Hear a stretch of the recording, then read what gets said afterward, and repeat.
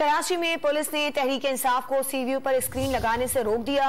Screen पर इस्लामाबाद जलसे में चेयरमैन इमरान खान का खिताब लाइव दिखाया जाना है।